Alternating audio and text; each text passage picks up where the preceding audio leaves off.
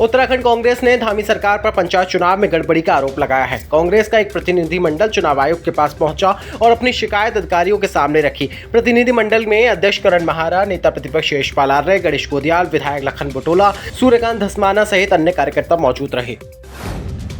उत्तराखंड की धामी सरकार को पंचायत चुनाव को लेकर हाईकोर्ट से बड़ा झटका लगा है। उत्तराखंड में त्रिस्तरीय पंचायत चुनाव पर नैनीताल हाईकोर्ट ने रोक लगा दी है। कोर्ट ने कहा कि चुनाव की अधिसूचना नियमों के अनुरूप नहीं थी, क्योंकि आरक्षण रोटेशन नियमावली का नोटिफिकेशन जारी नहीं किया गया। मुख्य न्यायाधीश जी नरेंद्र और न्यायमूर्ति आलोक मेहरा की खंडपीठ ने कहा कि जब मामला कोर्ट में लंबित था तो सरकार को अधिसूचना जारी नहीं करनी चाहिए थी। कोर्ट ने सरकार से जवाब तलब किया है और साफ किया है कि जब मामला सुनवाई में था तो अधिसूचना जारी करना गलत था। अब जब तक कोर्ट में तय नहीं हो जाता तब तक उत्तराखंड में पंचायत चुनाव की पूरी प्रक्रिया पर रोक लगा दी गई है।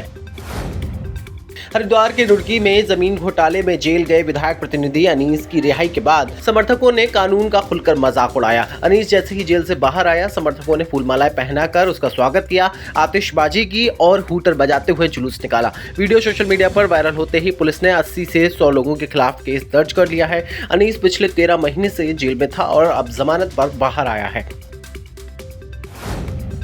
पिथौरागढ़ जिले के डीडीहाट के देवीसुना गराली मोटरमार्ग पर निर्माणाधीन पुल भ्रष्टाचार का पूरी तरह शिकार हो गया है। ग्रामीणों ने पुल का निरीक्षण करवाया था, जिसमें अनियमितताएं देखी जा सकती हैं। निर्माण शुरू होने से पहले ही ग्रामीणों ने पुल की गुणवत्ता और प्रक्रिया को लेकर आपत्ति जताई थी, लेकिन इसके बावजूद पुल का काम जबरन शुरू किया गया। ग्रामीणों का आरोप है कि ठेकेदार और संबंधित अधिकारियों की मिलीभगत से निर्माण कार्य में जमकर लापरवाही बरती जा रही है।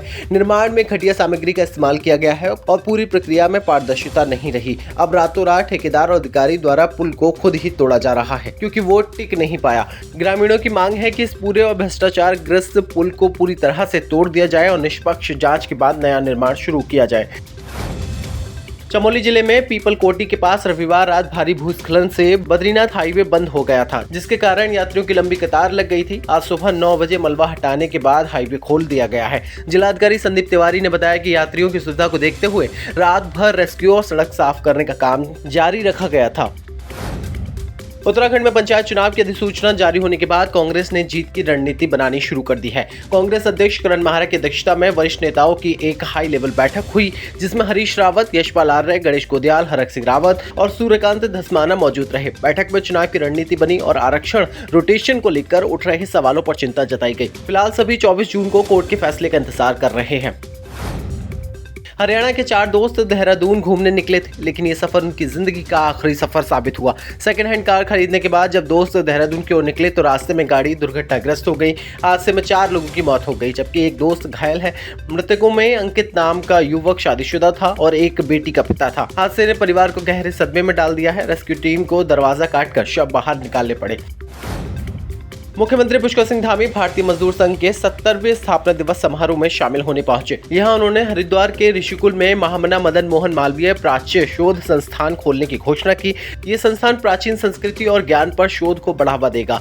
वहीं सीएम धामी ने स्वामी राज राजेश्वराश्रम से भी मुलाकात की और सनातन विचारों पर चर्चा की।